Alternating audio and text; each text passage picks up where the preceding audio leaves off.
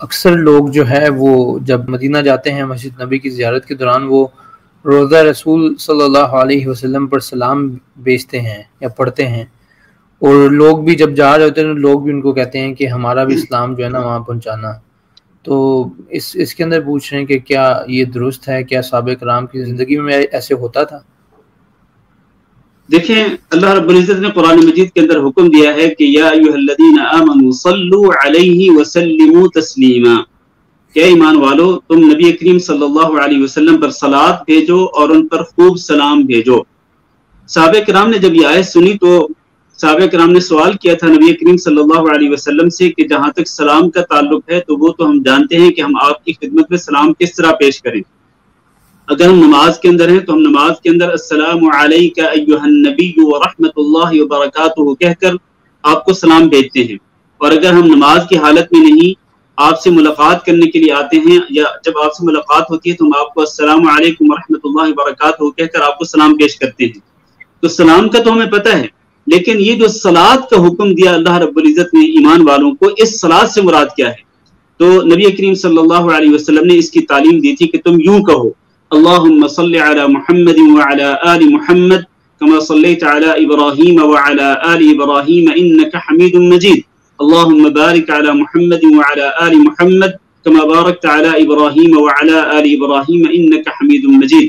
اس کو ہم درود ابراہیمی کہتے ہیں. نبی کریم صلی اللہ علیہ وسلم نے اس درود ابراہیمی کو پڑھنے کا حکم دیا. لہذا تمام اہل ایمان پر یہ ضروری ہے کہ وہ نبی کریم صلی اللہ علیہ وسلم پر درود شریف بھی بھیجیں اور آپ صلی اللہ علیہ وسلم کی خدمت میں سلام بھی پیش کریں، جس طرح کہ ہم نماز کے اندر السلام علیک ایھا النبی ورحمۃ اللہ وبرکاتہ کہتے ہیں. جہاں تک آپ کے سوال کا تعلق ہے کہ جو لوگ مدینہ منورہ جا رہے ہوتے ہیں یا عمرہ کرنے کے لیے جا رہے ہوتے ہیں تو ان کو الوداع کہنے والے لوگ ان کو خصوصی طور پر یہ پیغام بھی دیتے ہیں کہ جب تم مدینہ منورہ میں جاؤ، نبی کریم صلی اللہ علیہ وسلم کی مسجد نبی کے اندر تم نماز پڑھنے کے لیے جاؤ اور پھر نبی کریم صلی اللہ علیہ وسلم کی قبر مبارک پہ بھی حاضری دو، تو وہاں پر ہماری طرف سے بھی سلام پیش کرنا. تو اس کی تو ضرورت ہی نہیں ہے. اس طرح کسی مسلمان کے ذریعے اپنا سلام بھجوانا نبی کریم صلی اللہ علیہ وسلم کو اس کی قطعاً ضرورت ہی نہیں ہے.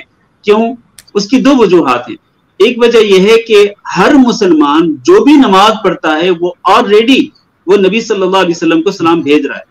ہر نماز کے تشہد کے اندر وہ یہ پڑھ رہا ہے التحیات للہ والصلوات والطیبات السلام علیک ایھا النبی ورحمۃ اللہ وبرکاتہ. تو آلریڈی وہ سلام تو پیش کر رہا ہے، سلام بھیج رہا ہے نبی صلی اللہ علیہ وسلم کو. لہذا جب آپ خود سلام بھیج رہے ہیں نبی صلی اللہ علیہ وسلم کو تو پھر آپ کو کسی کے ذریعے سلام بھیجنے کی کیا ضرورت ہے؟ اور صحابہ کرام کے زمانے میں یعنی نبی صلی اللہ علیہ وسلم کی وفات کے بعد صحابہ کرام کے زمانے میں اس طرح نہیں ہوتا تھا کہ کوئی صحابی اگر مدینہ منورہ جا رہا ہے تو دیگر صحابہ کرام نے اس کو کہا ہو کہ بھائی وہاں مدینہ منورہ پہنچ کر نبی صلی اللہ علیہ وسلم کی خدمت میں ہماری طرف سے سلام پیش کرنا. یہ عمل صحابہ کرام کے دور میں نہیں تھا، تابعین کے دور میں نہیں تھا، ائمہ دین کے دور میں نہیں تھا. یہ چیز بعد میں ایجاد کی گئی ہے. لہذا اس طرح نہیں کرنا چاہیے. اس کی ایک تو یہی وجہ ہے کہ آپ نماز میں ہر مسلمان نماز کے اندر سلام پیش کر رہے. دوسری وجہ یہ ہے کہ نبی کریم صلی اللہ علیہ وسلم فرمایا کہ اللہ تعالیٰ نے فرشتے ایسے مقرر کر رکھے ہیں کہ جو زمین کے اندر گھومتے رہتے ہیں، چکر لگاتے رہتے ہیں.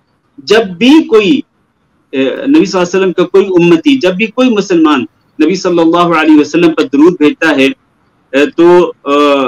تو وہ فرشتہ جو ہے وہ درود نبی صلی اللہ علیہ وسلم تک پہنچا دیتا ہے.